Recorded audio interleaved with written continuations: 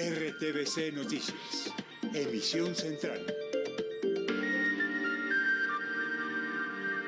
Otro caso de agresión sexual en el sistema de transporte de Bogotá. La joven de 18 años fue atacada al mismo tiempo que ocurría la protesta por estos casos.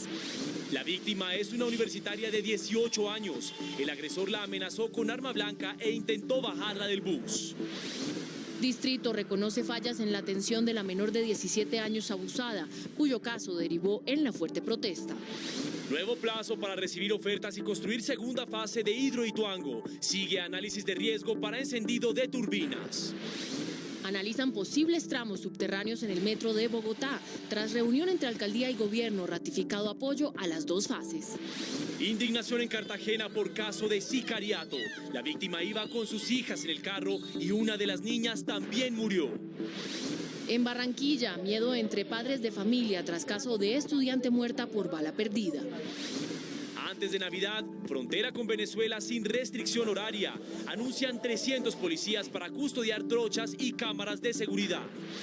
37 años de la toma y retoma de Palacio de Justicia. Se develó placa en memoria de las víctimas. Presidente de la República encabezó oficio religioso. Regresó la estatua de Sebastián de Belalcázar al pedestal donde la habían bajado en medio del paro nacional. El dólar cerró la semana sobre los 5.000 pesos. En el mundo, despidos masivos en las oficinas de Twitter en el mundo entero. Les explicamos las implicaciones para los usuarios. Un siglo de uno de los hallazgos arqueológicos más importantes de la historia, la tumba del faraón Tutankamón. Y esperen oportunidades. Hay más de 1.000 vacantes en la Agencia Pública de Empleo. En deportes inicia la disputa de la estrella de Navidad. Esperen la previa de los octavos. Además, las campeonas de fútbol de salón recibieron reconocimiento en la Casa de Nariño. La banda colombiana Morat lanza su cuarto álbum de estudio. En Cultura, todos los detalles.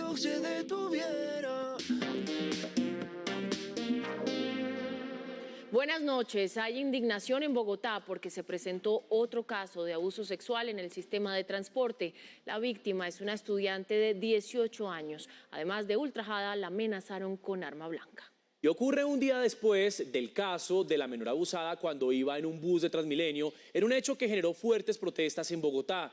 Este nuevo caso ocurrió precisamente cuando las mujeres protestaban. El nuevo abuso ocurrió en un bus del Sistema Integrado de Transporte Público. La víctima fue una mujer de 18 años de edad que abordó el vehículo en la estación del Museo del Oro. Fue intimidada con arma blanca. La denuncia, a diferencia de otros casos, fue atendida de inmediato. En caso de la mujer agredida en transporte público ayer y trasladada a clínica privada, este entró por línea 123, Secretaría Distrital de Bogotá. Fue remitido oportunamente a Secretaría Distrital de la Mujer y atendido por equipos de nuestras abogadas en hospitales. Al conocer lo sucedido, la alcaldesa de Bogotá ordenó a las autoridades capturar al atacante. A la víctima y a su familia, nuestra solidaridad y todo el apoyo que necesiten. Con Policía Bogotá y Fiscalía Colombia encontraremos a este agresor y al de Hillary.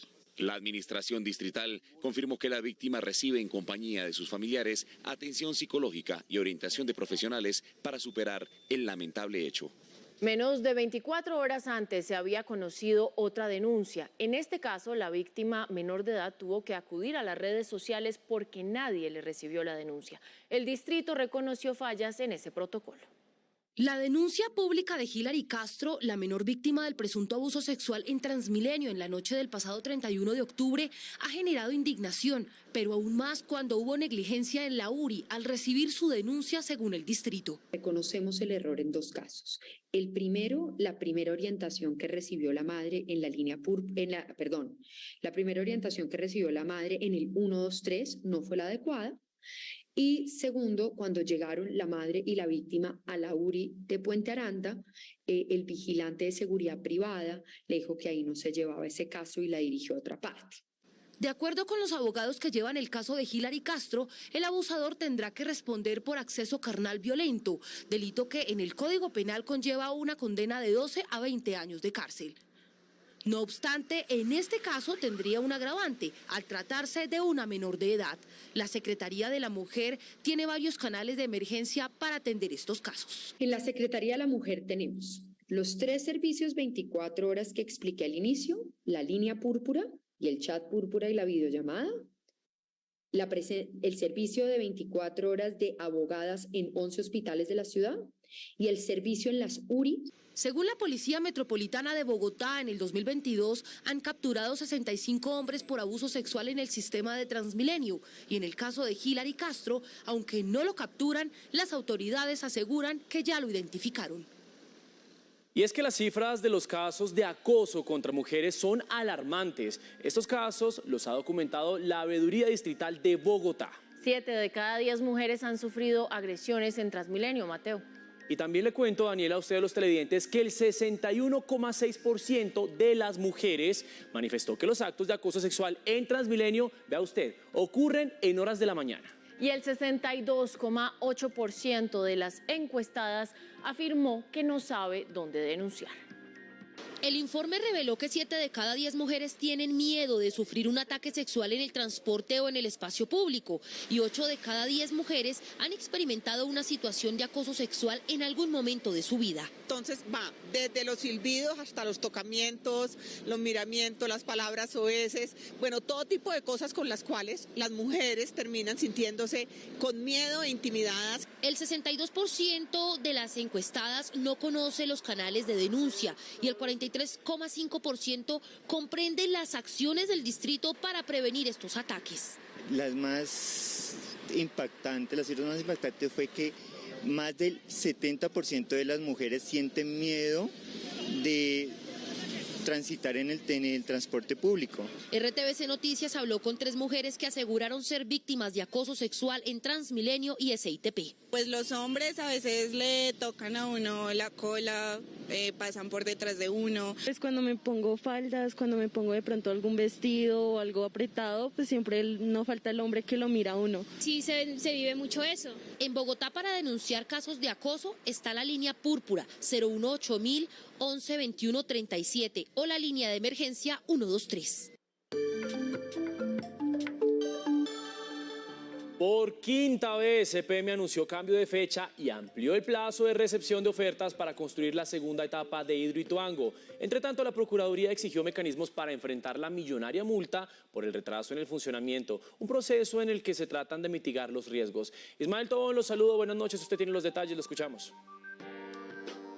Hola Mateo, muy buenas noches. Mire, le cuento que mañana será un día bastante decisivo para Hidroituango. Mañana a las 9 de la mañana se va a instalar el puesto de mando unificado en el Coliseo del Corregimiento de Puerto Valdivia. Mañana EPM va a presentar el informe al Gobierno Nacional, a la CRED, para poder justificar si realmente los motivos y las razones de la cual no se va a entrar a operar las primeras turbinas del proyecto de Hidroituango. Por eso la Procuraduría ha solicitado también que se garantice y se proteja la vida para las comunidades aguas abajo. La decisión se conoció a un día del vencimiento del último plazo del proceso. El plazo fue ampliado en 33 días calendario y por lo tanto la recepción de las ofertas será hasta el 7 de diciembre de 2022 a las 4 de la tarde. La Procuradora de la Nación pidió que haya una salida urgente al riesgo económico que enfrentaría la mega obra si no se encienden turbinas antes del 30 de noviembre. Invito a la ministra de Minas, al director de la Unidad Nacional de Gestión del Riesgo de Desastres, invito al alcalde de Medellín, al gobernador de Antioquia y también invito a EPM para que se sienten y busquen salidas ante el riesgo económico que tendría el proyecto al no entrar en funcionamiento el 30 de noviembre. También reiteró la importancia de realizar pruebas adicionales en Hidroituango para no poner en riesgo a las poblaciones aguas abajo de la presa. Bien, y tenemos noticias sobre el proyecto del metro en Bogotá. Luego de una reunión con el Gobierno Nacional, la alcaldesa Claudia López aseguró que serán analizados posibles tramos subterráneos. Vamos entonces a la pantalla para revisar en el mapa, Mateo. Vamos a la pantalla, Daniela, para revisar qué es lo que va a pasar con esa primera línea del metro que, miren ustedes, inicia en el Portal Américas. Posteriormente recorre la avenida Villavicencio, allí conecta con la avenida 1 de Mayo para continuar hasta la NQS. De ahí toma la calle Octava Sur y llega a la calle Primera. Desde ahí continúa hasta la calle 72 por toda la avenida Caracas y allí entonces finaliza esta primera línea. El concesionario deberá incluir en los estudios que entregará en enero de 2023 lo que costaría construir el último tramo, es decir, la avenida Caracas, pero de manera subterránea. El presidente Petro le pidió al consorcio chino evaluar los costos de un tramo subterráneo para la primera línea del metro, que sería el tramo entre las calles Primera y 72 por la avenida Caracas. Hoy, días después del encuentro, el mandatario analizó la solicitud con el ministro de Transporte y la alcaldesa de Bogotá. Que en principio no implica que se vaya a modificar el contrato y lo acordado, simple y llanamente para el 8 de enero que se deberán entregar los estudios. La alcaldesa Claudia López dijo que ya hay un contrato de deuda con la banca multilateral para hacer la segunda línea del metro, que será subterránea entre Engativá y Suba. Beneficia a 2,5 millones de personas. Ese convenio de cofinanciación está vigente. El presidente nos ha dicho que está comprometido con sacarlo adelante. En el encuentro también hablaron sobre Regiotran de Occidente y Norte, del funcionamiento del aeropuerto El Dorado y del futuro del transporte por la calle 13. Prefieren que lo hagamos con La Rolita, la operadora de transporte público, La Rolita y sus buses eléctricos, y no como una concesión del sistema tradicional de Transmilenio. Actualmente hay un avance del 16% en la construcción de la primera línea del metro. Volvamos entonces al mapa y repasemos la idea. Como les mencionaba antes, el consorcio chino deberá analizar y presentar los costos del posible tramo subterráneo de la primera línea, que recordemos entonces iniciaría desde la calle Primera y terminaría en la calle 72 por la avenida Caracas. Pues la alcaldesa Claudia López dijo que después de la entrega de esos estudios será tomada la decisión. Vamos con Katy Sánchez. Katy, la saludo. Usted se encuentra justamente en una de las zonas donde habría túneles. Cuéntenos, muy buenas noches. Muy buenas noches a usted y a todos los televidentes. Yo me encuentro justamente en la calle 72 con Caracas. Yo quiero que ustedes observen cómo estaría pues la construcción de esta primera línea del metro, y es que justamente lo que ustedes están observando es una de las partes, el tramo principal de la Caracas, que iría subterráneo, según lo que el presidente Gustavo Petro le pidió a la firma china para que pudiera tener en cuenta los estudios que ya se hicieron en la alcaldía de Enrique Peñalosa. Es también importante resaltar que solamente sería el primer tramo, es decir, desde la primera hasta la calle 72. El tramo que va desde Bosa, pues ya iría de manera elevada, además donde lo primero que hace es que se ubica en Bosa, donde ya están las redes de alcantarillado, también está trabajando el metro y adelantando trabajo.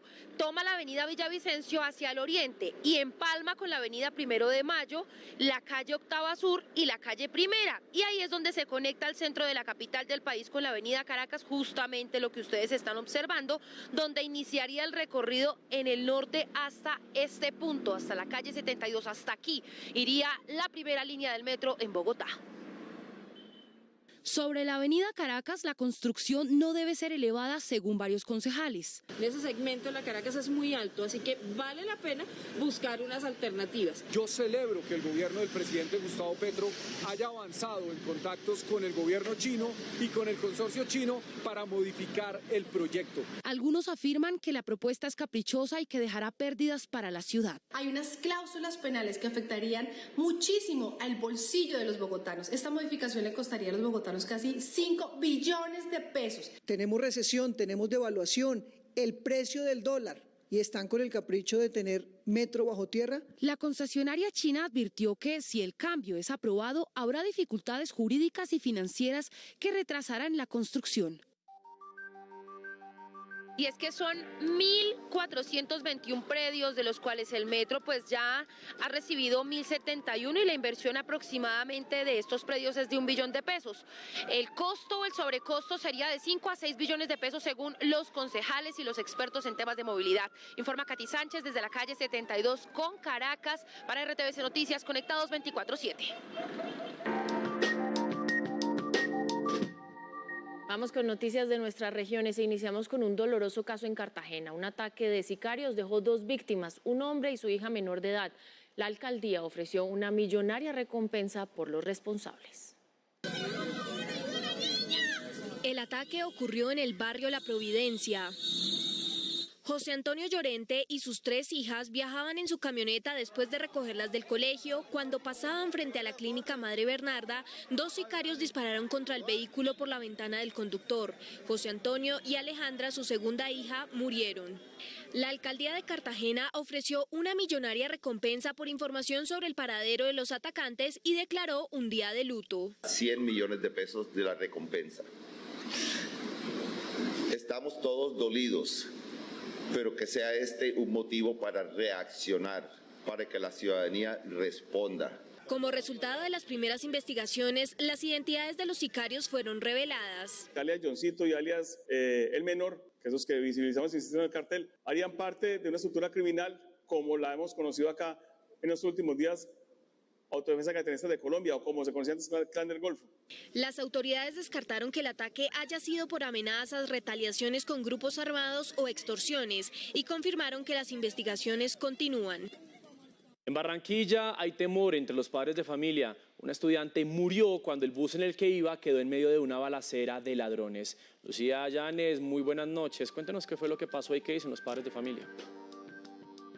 Mateo, muy buenas noches para usted y para nuestros televidentes. Mire, a esta hora el cuerpo de Samara, la niña de 14 años que perdió la vida a causa de una bala perdida, está siendo velado aquí en la funeraria Capillas de la Fe en Barranquilla, donde permanecerá hasta el próximo domingo 6 de noviembre, cuando se lleven a cabo sus exequias. Esta mañana, quienes eran sus profesores y compañeritos de colegio se reunieron afuera del plantel para orar por el descanso de esta pequeña, pero también para pedir que en este caso se haga justicia. Esta cámara de seguridad captó el momento exacto cuando una bala perdida acabó con la vida de la pequeña Samara. Ella iba de pie y justo cuando se sienta cae al suelo.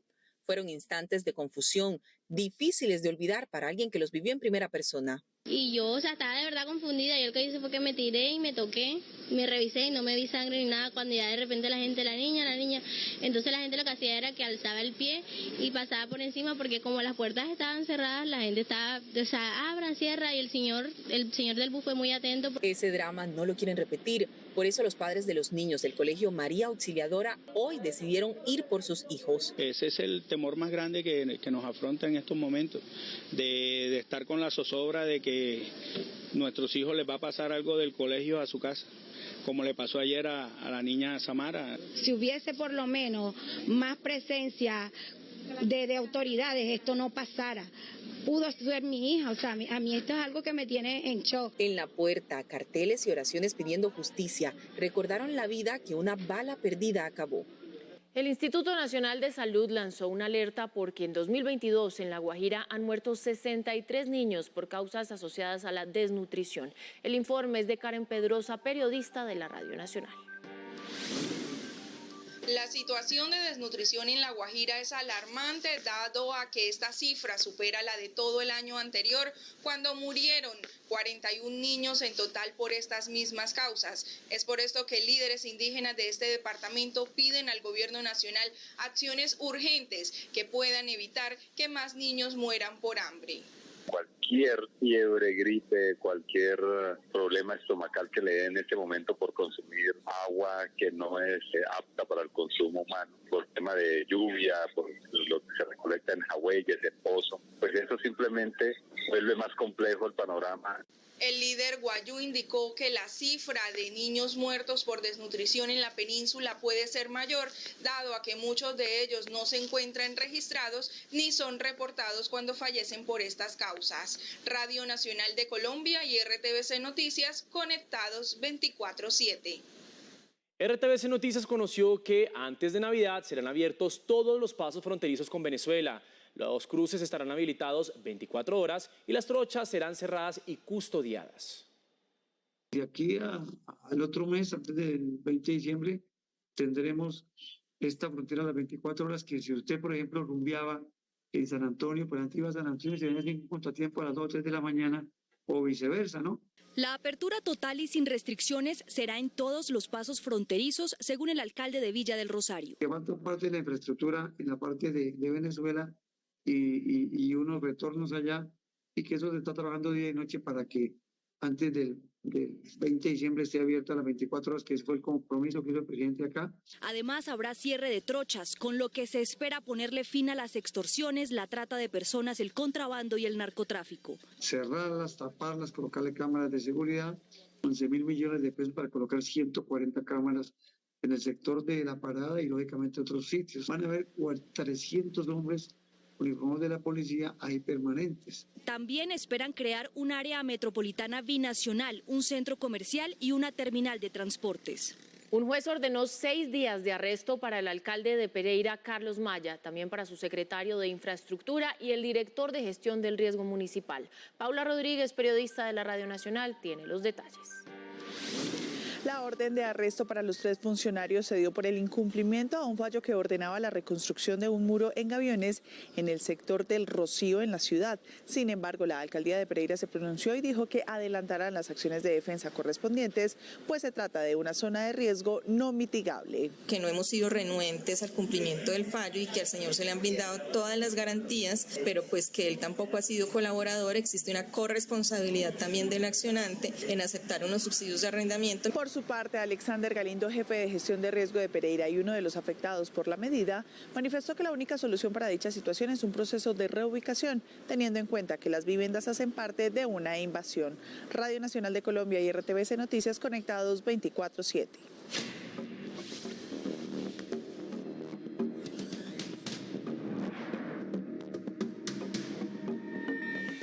Continúan las afectaciones por las lluvias en Santander. 50 familias resultaron damnificadas por la creciente de 2 quebradas en Mogotes. Hay alerta roja en los ríos Sogamoso y Magdalena. Joana Niño, muy buenas noches. Por favor, los detalles.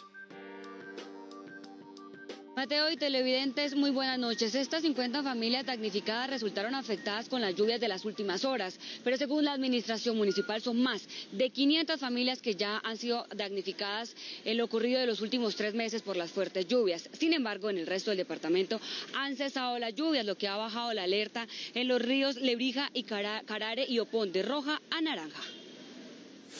De las 33 veredas del municipio, todas presentan afectaciones por las lluvias. Tenemos 500 kilómetros cuadrados en nuestro territorio, con varias cuencas hídricas que se han desbordado, causando bastantes afectaciones en todo lo que tiene que ver con el sector agropecuario. La salida de cauce de 2 quebradas durante las últimas horas afectó a 50 familias más.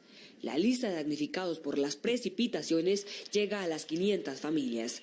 Van 3 meses desde que se declaró la calamidad pública en el municipio. Desafortunadamente ha causado varias afectaciones, especialmente en los cultivos, en diferentes veredas. La alerta continúa por el alto nivel de las quebradas Arroyona y Guayaguata. 500 personas de 6 barrios de Barranquilla resultaron afectadas por las fuertes lluvias de las últimas horas. La fuerza de los arroyos arrastró a varias personas por las calles de la ciudad. Simón Rochero estuvo a punto de perder la vida ayer cuando un arroyo lo arrastró por más de 3 cuadras junto con su carretilla. Yo venía al arroyo todo timbal lleno y nos arrolló contra el carro que había ahí, el carro me lleva a mí. A sus 65 años, Simón vivió uno de los momentos más angustiosos de su vida. Cuando la fuerza del agua lo arrastraba, solo podía pensar una cosa. Yo salvarme y ver por la carretilla. Ese es el arte del trabajo mío. Coger escombros, mudada, lo que salga.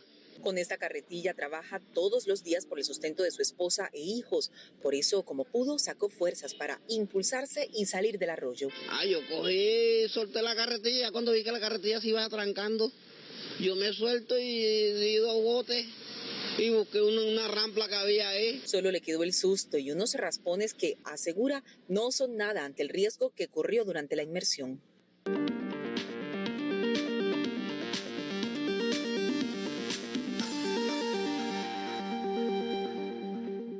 La reforma tributaria comenzará a regir desde el 1 de enero de 2023. ¿Cómo quedó y cuáles son los principales puntos aprobados? En el siguiente informe les contamos. Varios artículos fueron aprobados sin ser modificados.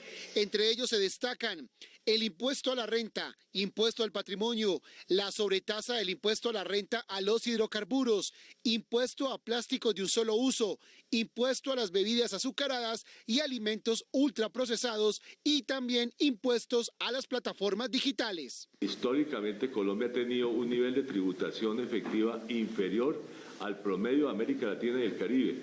Con esta reforma es la primera vez que Colombia va a poder alcanzar las metas. Algunos artículos deberán ir a conciliación debido a los cambios. Entre ellos están el impuesto a las iglesias del 20%, impuesto a los dividendos y la tarifa diferencial para las MIPYMES. Aquí queda aprobado los impuestos a las iglesias, por ejemplo. Aquí queda aprobado, creo yo, que de mejor manera el castigo penal para los evasores, por ejemplo. Por eso el régimen simple de tributación, que es una invención que ya estaba en marcha en Colombia, con esas mejoras que le hicimos en este proyecto de tributación, creo que es la principal contribución a la micro y pequeña empresa colombiana. No habrá tributación para las pensiones y los evasores de impuestos serán sancionados drásticamente. Se enfrentan a penas de cárcel que van entre 3 y hasta 9 años. La iniciativa será conciliada el próximo martes y luego pasará a sanción presidencial.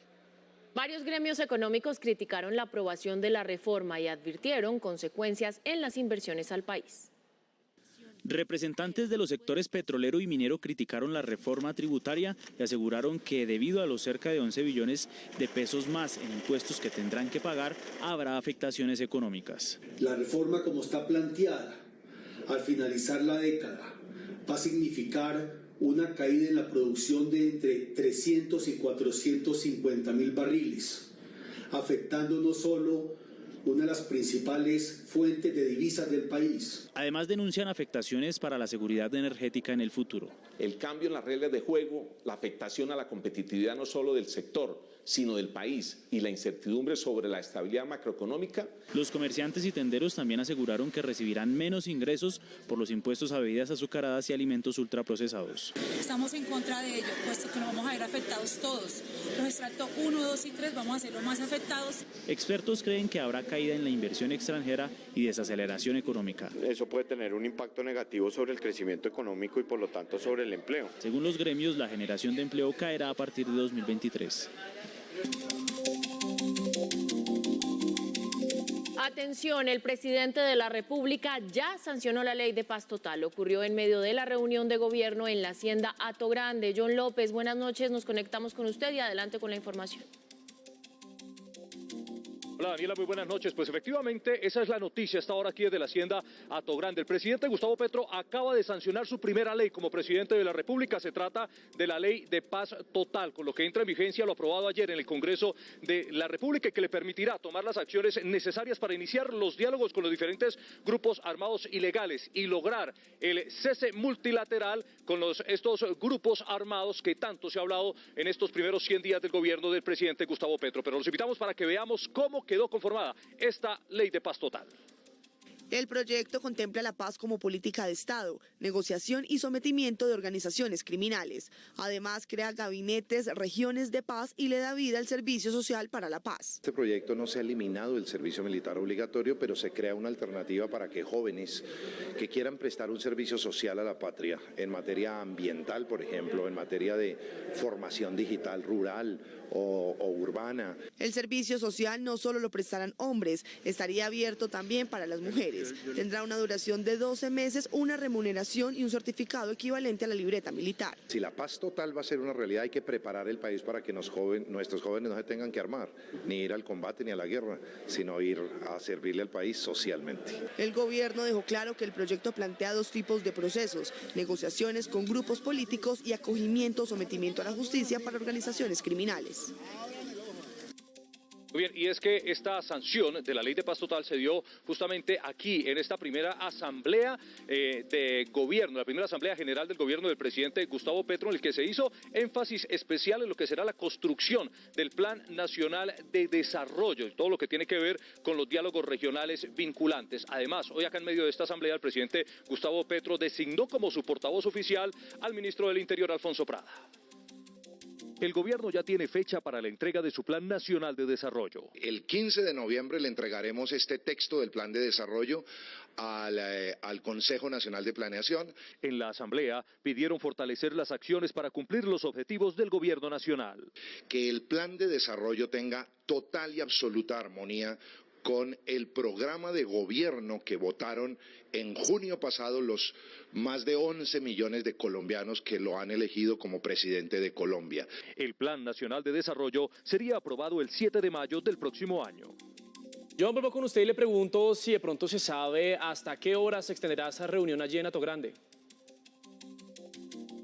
Mateo, pues calculamos que sean unas 2 horas más las que duren los ministros, viceministros, los consejeros y todos los directores de los diferentes entes gubernamentales que están reunidos aquí en la Hacienda Atogrande con el presidente de la República, Gustavo Petro, analizando las estrategias y también haciendo un análisis de lo que se ha logrado en estos primeros 100 días del gobierno del presidente. Esta Asamblea General, que es la primera que se hace en el gobierno del presidente Gustavo Petro, inició hacia las 10 de la mañana y, como le decía, pues esperamos que se prolongue por lo menos unas 2 horas más. Mateo, esta es la información por el momento desde la Hacienda Atogrande. John López, RTVC Noticias, conectados 24/7. John, por su reporte, muchas gracias y continuamos porque ante el pronunciamiento del presidente Petro sobre el futuro de la cadena Drogas La Rebaja, que recordemos será manejada por el Ministerio de Salud, la cooperativa que administra los establecimientos aseguró que no conoce la decisión del gobierno.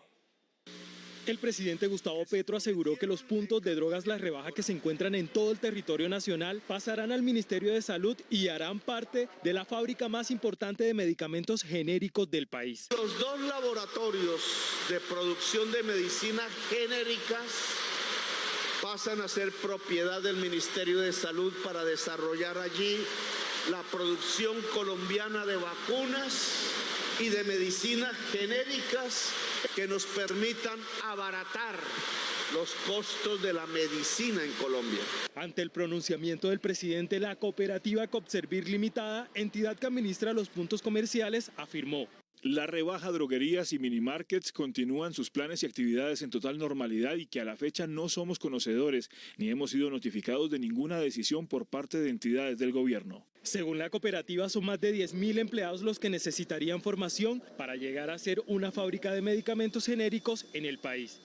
Hoy fueron homenajeadas las víctimas del Holocausto del Palacio de Justicia ocurrido hace 37 años. El presidente Gustavo Petro, la vicepresidenta Francia Márquez y representantes de las altas cortes encabezaron la conmemoración.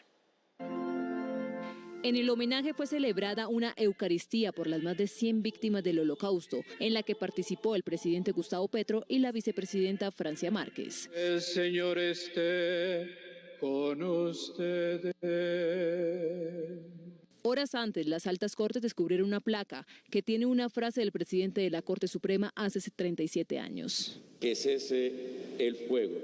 Está acompañada de los nombres de cada una de las víctimas de la toma y retoma del Palacio de Justicia. La conmemoración inició con la intervención de las víctimas. Y esperamos que a partir de este acto se renueve el compromiso que tiene la justicia colombiana. Y hubo críticas a las acciones de la JEP y la Fiscalía. Frente a la desaparición forzada de nuestros seres queridos, ha sido negar las desapariciones. Los presidentes de las 5 corporaciones judiciales coincidieron en que hubo errores. Se cometieron errores frente al deber de cuidado de los restos humanos que tenía el instituto en su poder. En medio de la conmemoración se realizaron actos culturales por parte del Ministerio de Cultura. En medio de críticas y de polémica, regresó la estatua de Sebastián de Belalcázar a su sitio allí en Cali. Año y medio duró su restauración luego de ser derribada en el paro nacional de 2021. Alejandro Muñoz, cuéntenos, buenas noches. Mateo, televidentes, buenas noches. Pues justamente los saludo con el fondo del monumento de Sebastián de Belalcázar, que como usted lo decía, 1 año y 6 meses duró su proceso de restauración, pues que estuvo a cargo de la aseguradora y de la Oficina de Bienes y Servicios. Pues en este momento ya regresó a su pedestal, que como dato curioso, el pedestal está construido con piedras de los Farallones. En este momento el monumento pues está atado justamente a una grúa telescópica. Mañana sábado se va a instalar la nueva placa, que entre otras cosas habla del resarcir de las comunidades, y el domingo será entregado ya el monumento como tal a la población caleña. A partir de este momento, Sebastián de Belalcázar estará custodiado por la Policía Nacional. Cuando muchos pensaron que este momento era el final de la estatua del fundador de Cali, Hoy, 570 días después, el monumento regresó a su puesto. Esto generó polémica. Es un día histórico, es un espacio que no solamente es Sebastián de Belalcázar, sino que es un espacio que debe servir como conversatorios culturales, es explicar quién fue Sebastián. Somos el fruto de esa historia que sí, no vamos a negar que fue violenta, pero eran los métodos, eran los tiempos. Hoy tenemos la oportunidad de cambiar esa historia y lo que hacen esos actos vandálicos es seguir generando odios. La restauración costó 290 millones de pesos, dinero que fue asumido por la aseguradora. Sufrió una afectación en su pie derecho, una fractura que tuvo que ser tratada por una restauradora especializada, incluso llevarse a unos talleres de fundición fuera de Cali, porque aquí en Cali no hay para ese tratamiento de... Para representar a comunidades indígenas y afro. Las autoridades investigan el hallazgo de 3 cuerpos en vías y ríos del Valle del Cauca. Los cadáveres tienen señales de violencia. Más noticias de nuestras regiones en el siguiente Panorama Nacional. En un video quedó captado cuando un hombre lanza no 1 ni 2, sino 4 paquetes al interior de la cárcel modelo de Bucaramanga. Una vez cometido el hecho, el sujeto se monta en una motocicleta y emprende la huida. Según expertos, se trataría de una mensajería clandestina para hacerle llegar a los presos estupefacientes y comercializarlos dentro del centro penitenciario. Los 29 militares retenidos por campesinos de Alto Mira y Frontera, zona rural de Tumaco, recobraron su libertad tras la mediación de la Defensoría del Pueblo. Estos militares fueron retenidos tras aprender a 3 sujetos que portaban indumentaria militar. Inconformes quedaron mesas de diálogos de los moteros de Cali con el encuentro con representantes del Ministerio de Transporte por la venta del SOAT. Manifiestan que no hay voluntad de dar solución a la problemática. Convocan a una movilización la próxima semana donde participarán más de 90 clubes, empresas y ciudadanía en general.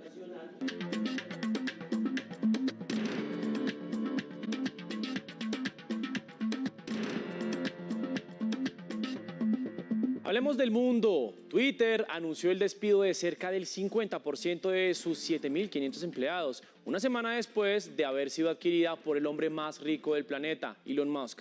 La firma también anunció el cierre temporal de sus oficinas. Remesón en Twitter. Mediante un correo electrónico, la firma californiana le comunicó a casi la mitad de la planta de empleados su decisión de prescindir de sus servicios en el marco de la reestructuración de la compañía comprada por el magnate Elon Musk. Varios de los trabajadores que fueron despedidos recurrieron a la red del pájaro azul para despedirse de sus colegas con emotivos mensajes y fotografías. Musk endeudó fuertemente a la compañía, cuya salud financiera ya es frágil, y tomó préstamos que tendrán que ser devueltos por Twitter y no por él. Sin embargo, el magnate de origen sudafricano ha señalado a otros como culpables de la caída de ingresos de la red social. Twitter ha tenido una caída masiva en los ingresos debido a que los grupos de activistas presionan a los anunciantes, aunque nada ha cambiado con la moderación del contenido, e hicimos todo lo posible para apaciguar a los activistas. Los avisos publicitarios son la principal fuente de ingresos de Twitter y Musk ha tratado de calmar los ánimos asegurando que la plataforma no se convertirá en un infierno para todos. Una de las principales ideas planteadas por Musk es establecer una suscripción de $8 al mes que permita a los usuarios tener su cuenta certificada y estar menos expuestos a la publicidad. Pero esta idea ha despertado muchas críticas y reticencia, especialmente en los usuarios que ya tienen su cuenta verificada. Y ahora pasamos a hablar de la guerra de Ucrania. Rusia ya controla la ciudad ucraniana de Jersón e impuso un toque de queda de 24 horas. Entre tanto, siguen los apagones por los bombardeos a la infraestructura eléctrica.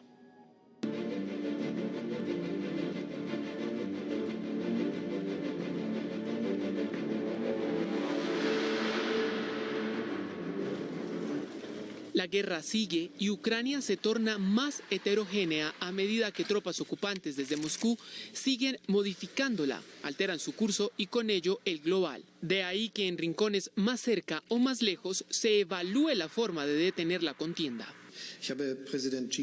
Le dije al presidente Xi que es importante que China use su influencia sobre Rusia. La voz de Alemania solicitando la mediación del gigante de Oriente en Beijing brota al tiempo que el cónclave de potencias industrializadas, el G7 en su suelo, pactó un mecanismo coordinado para reparar y defender infraestructuras vitales de la electricidad y agua ucranianas contra las que Rusia concentra sus hostilidades. Se acerca el invierno y Putin espera que eso ocurra y que favorezca a su ejército. Precisamente con invierno a puertas, Volodymyr Zelensky advierte que Moscú aplica el terrorismo energético.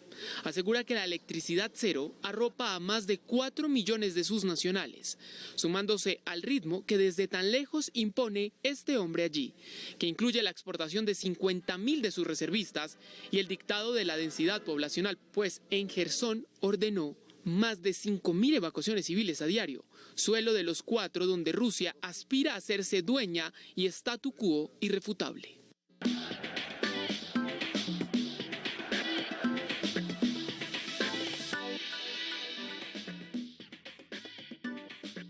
Muy buenas noches, bienvenidos a la información deportiva. Qué alegría saludarlos aquí desde la ciudad de Medellín, cuando además este fin de semana tenemos fútbol colombiano porque comienzan los cuadrangulares finales. El sábado será entonces la cita para la acción del Grupo B y por el lado del Grupo A el partido más destacado será el que enfrenten el clásico bogotano, Santa Fe y Millonarios.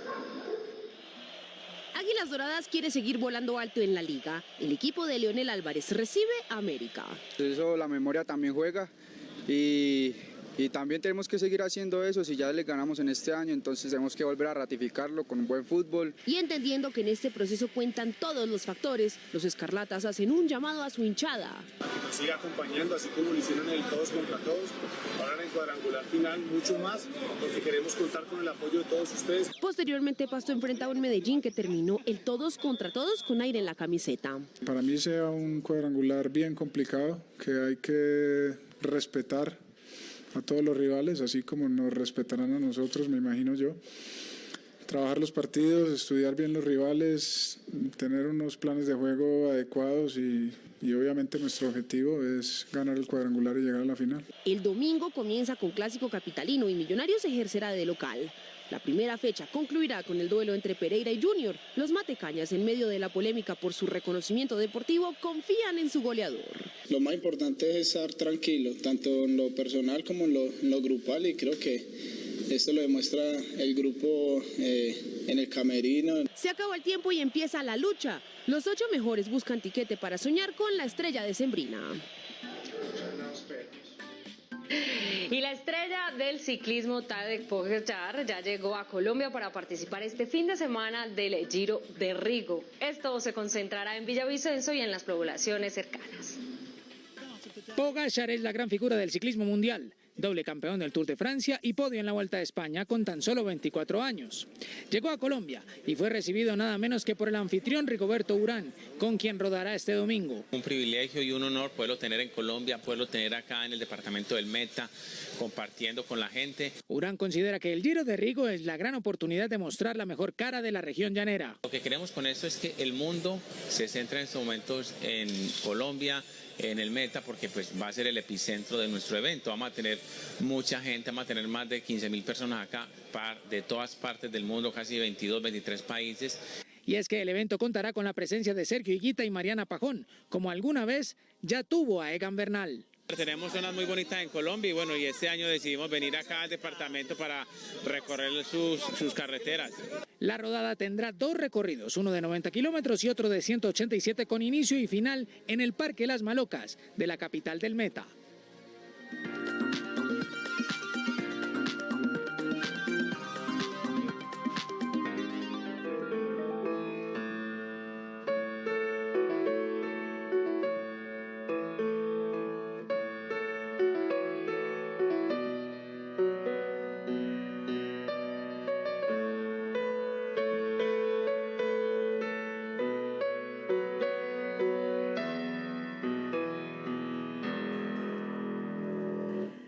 Y esta noche los saludo con esto, que es una canción que cantaba mucho Carlos Gardel. Es un tango que se llama Tutankamón, porque resulta que Tutankamón, el egipcio, por supuesto, está cumpliendo hoy 100 años de que hubieran redescubierto su tumba. O sea, un 4 de noviembre, pero de 1922, los arqueólogos descubrieron la tumba del faraón Tutankamón. Y como hoy es viernes de Relato Retro, nos volvimos a unir con Señal Memoria y con sus investigadores y sus archivos y encontramos un fragmento del Mundo al Vuelo de 1997 en el que Héctor Mora va a Egipto y entre muchas otras cosas también nos habla de Tutankamón, pero veamos cómo saluda y cómo comienza él en ese capítulo.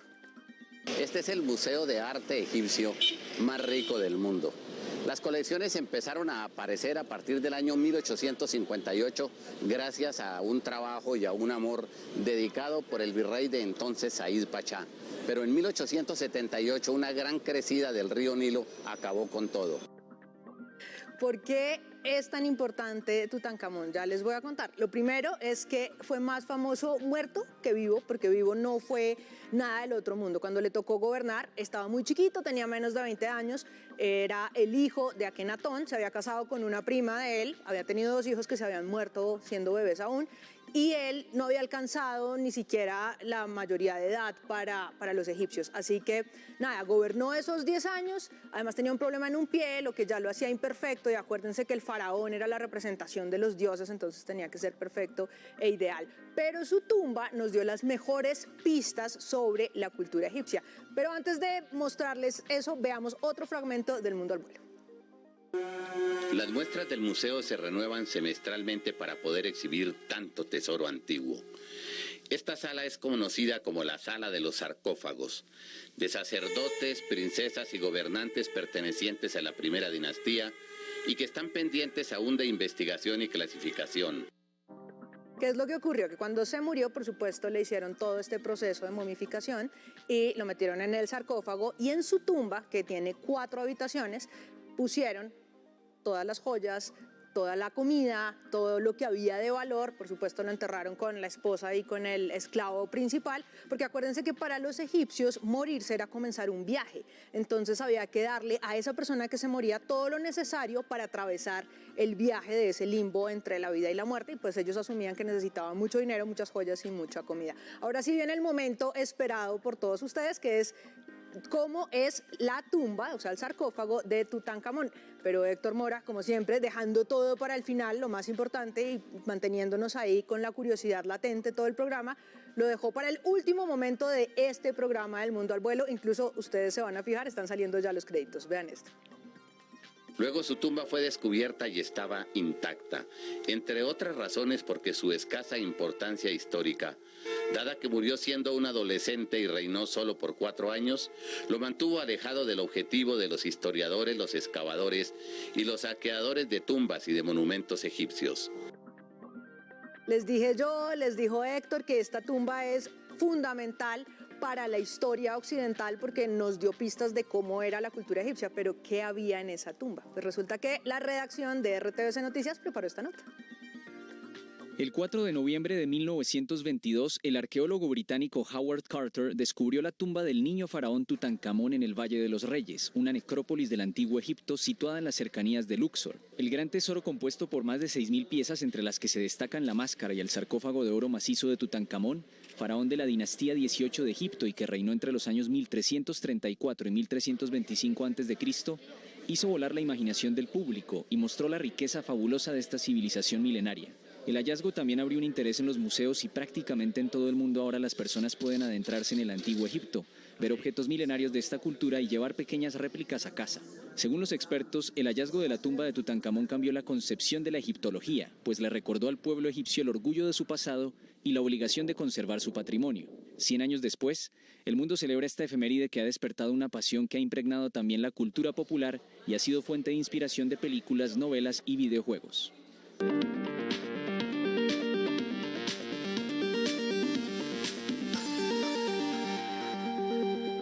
Esta semana el dólar superó los 5.000 pesos. Aunque hoy no tuvo una alza grande, la moneda alcanzó un precio máximo de 5.133 pesos. El dólar siguió al alza, hoy subió 2 pesos y llegó a 5.060 pesos. El movimiento durante la jornada fue el siguiente: a las 8 de la mañana inició negociaciones en 5.040 pesos, a las 8:10 bajó a 5.000 pesos, a las 10:30 de la mañana subió a 5.080 pesos, a las 11:01 minutos a 5.100 y a las 12:25 de la tarde se disparó a 5.133 pesos, su precio máximo en el día. Esto tiene muchos impactos, ejemplo, para los importadores, que tienen que estar negociando todo lo que traen del exterior a una tasa de cambio más alta, y esto puede tener unos impactos para industrias como la importación de vehículos. Según expertos, la volatilidad continuará durante los próximos días y la devaluación afectará el recaudo de la reforma tributaria. Los cálculos que nosotros tenemos es que en el año entrante se come casi 3 billones de pesos de lo que va a recaudar la reforma tributaria. En lo corrido de este año el dólar ha aumentado 1.132 pesos. 645.000 pasajeros se movilizarán por los aeropuertos de Colombia durante este fin de semana de entre el 4 y el 7 de noviembre, según proyecciones de la Aeronáutica Civil. El precio interno del café subió 20.000 pesos y llegó a 2.130.000 pesos. 261.000 nuevos empleos generó Estados Unidos durante septiembre, la economía más grande del mundo.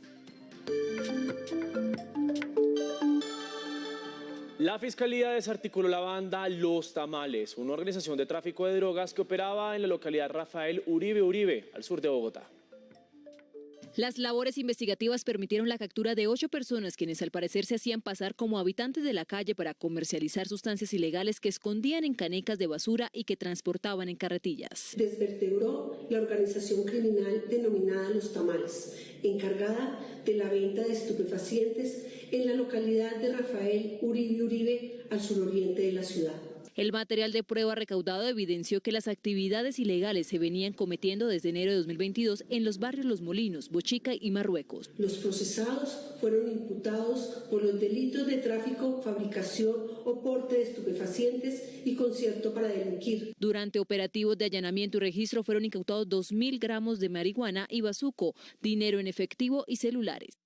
La Fiscalía acusó formalmente al abogado José Manuel Géneco en el proceso que le adelantan por el asesinato de su esposa. Sucedió el 5 de octubre de 2021. Más hechos del día en un minuto.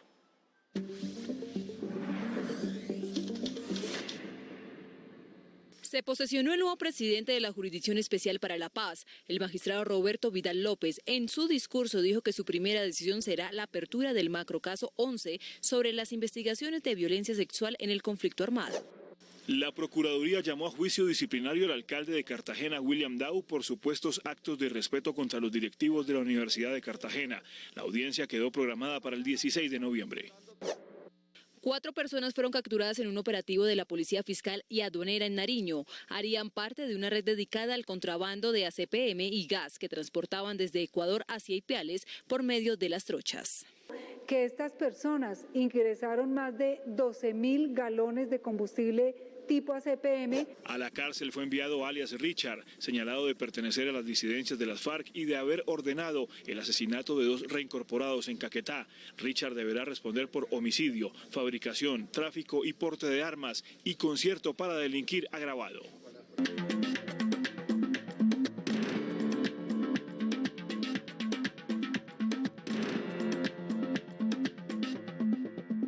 El 2022 ha sido el año más letal para migrantes en la frontera entre México y Estados Unidos. Al menos 853 indocumentados murieron en los últimos meses, según informaron organizaciones civiles que se basaron en datos de la patrulla fronteriza. Más noticias del mundo a continuación.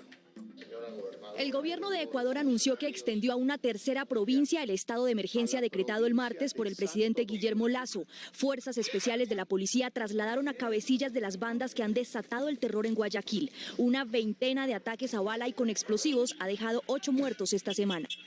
Estados Unidos arremetió contra China y Rusia por proteger a Corea del Norte, que se ha burlado del Consejo de Seguridad de Naciones Unidas, con el lanzamiento sin precedentes de una nueva andanada de misiles en la península coreana. Por su parte, Corea del Sur anunció el despliegue de aviones furtivos tras detectar 180 aviones de combate norcoreanos.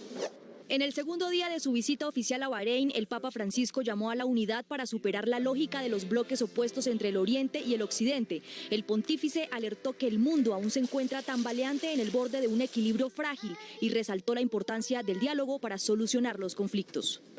Irán conmemoró un aniversario más de la toma de la Embajada de Estados Unidos en Teherán en 1979, en medio de las protestas que piden el fin de la República Islámica desde hace mes y medio. El presidente Ebrahim Raisi aprovechó la ocasión para recordar a Estados Unidos que Irán fue liberado hace 43 años. Llegamos a oportunidades. Atentos porque la Agencia Pública de Empleo abrió 1.100 vacantes en diferentes áreas. Les contamos cómo postularse. En oportunidades de trabajo, vaya a la página ape.sena.edu.co. Dé clic en la pestaña Personas y seleccione Inscriba su hoja de vida, donde tendrá que diligenciar sus datos personales y seguir el paso a paso. Regrese a la página principal, diríjase a la sección Noticias y dé clic en el SENA Atlántico. Inicia noviembre con más de 1.100 vacantes. Lea con atención la descripción y requisitos. Atentos, hay vacantes disponibles para electricistas, panaderos, cocineros, asesores comerciales, ingenieros industriales, contadores públicos, entre otros. Y mucho ojo, la inscripción la puede realizar en la página web o en las sedes APE del SENA. Y muy importante, recuerde que si quiere seguir informado 24/7, nos encuentra en todas nuestras redes sociales como RTVC Noticias.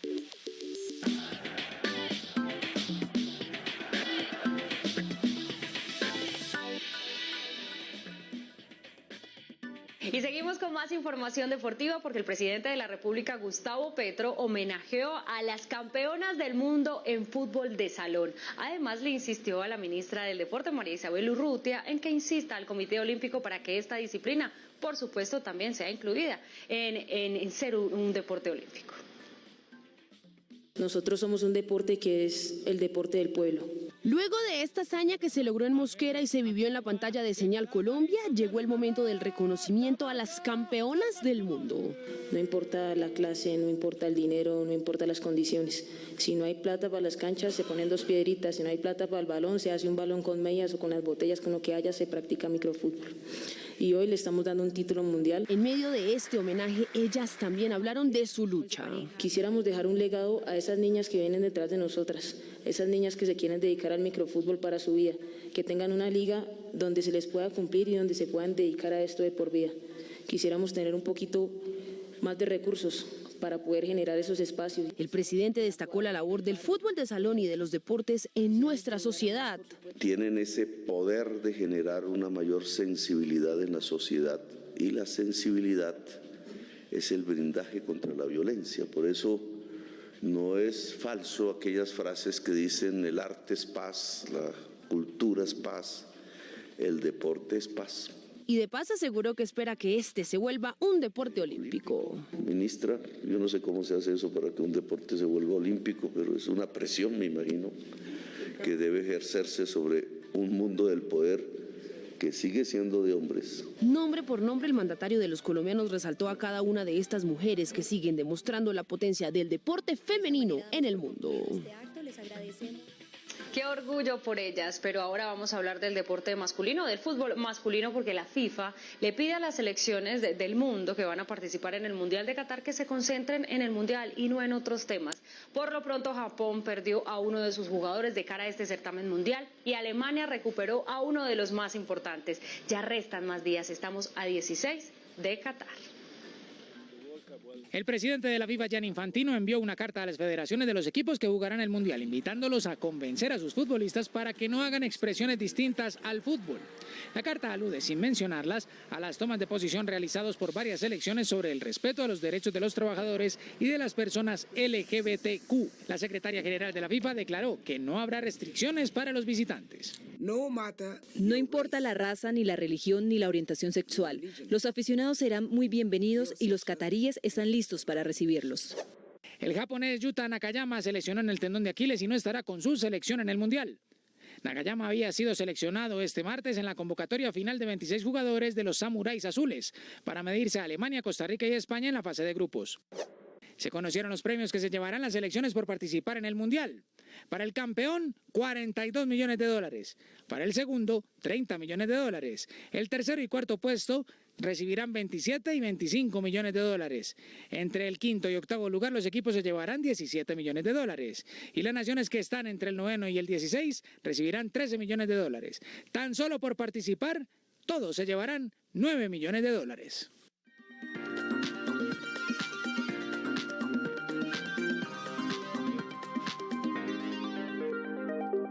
Bienvenidos de nuevo. Yo les cuento que hoy, esta noche, Morat lanza su cuarto álbum de estudio que se llama Si ayer fuera hoy. y habla un poco de la nostalgia de lo que se queda atrás y qué habría pasado si no pasa nada, ¿no? Y la gran conclusión es que si ayer fuera hoy tal vez no existiríamos. Grandes filósofos, Morat. Pues les cuento que es una banda de las más importantes que hay en español, de las boy bands más importantes, que es un formato estadounidense en el que son bandas de chicos que además cantan en diferentes tesituras y en diferentes voces dentro del arreglo musical. Además les cuento que nuestro querido Frailejón, si ustedes estuvieron atentos, se ganó un premio ayer, así que veamos cómo fue eso. Mi nombre es Frailejón Ernesto Pérez, te quiero saludar, no me conoces. El frailejón Ernesto Pérez, nuestro trabajador de planta en RTBC, ganó el premio Fenalco Solidario Colombia 2022 en la categoría Crónica Documental y Medio de Comunicación en Responsabilidad Social.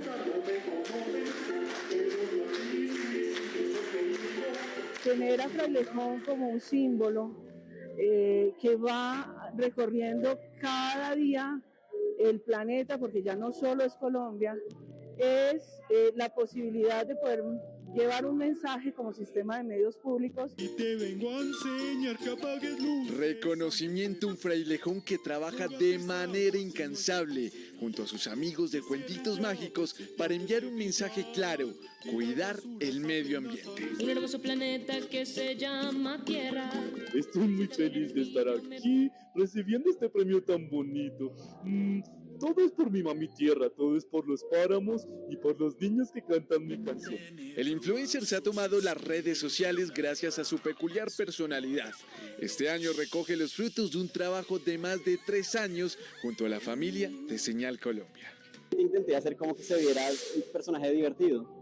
Entonces, que saltara de forma divertida, que bailara conforme a la canción, que es muy pegajosa. Todos esos factores ayudaron a que el proyecto saliera adelante como salió. Por ahora, el frailejón aseguró que espera seguir llevando su mensaje sobre el cuidado del agua a más amigos, entre ellos niños y familias que lo siguen en la serie que protagoniza. Vamos a hacer del mundo un lugar mejor. Esta es la misión de mi generación. Qué orgullo el que nos da el Frailejón. Yo tengo una duda. ¿Cómo creen ustedes, Mateo y Daniela, que se fue a celebrar el Frailejón después? ¿Será que se fue a apagar luces, a cerrar las llaves? Apagó las luces, pero se fue al páramo con todos sus compañeros frailejones a celebrar. A celebrar, sí, esa es una buena idea. ¿Sabe qué me quedo esperando yo entonces? Una colaboración de Morat con el Frailejón, ¿cómo le parece? Uy. No sé qué decirle, Daniela. Es que yo soy fan de los dos. A ustedes muchísimas gracias por acompañarnos. Los dejamos este fin de semana con las emisiones de las 7 de la noche. Por ahora que descansen. Chao, chao. RTBC Noticias, emisión central.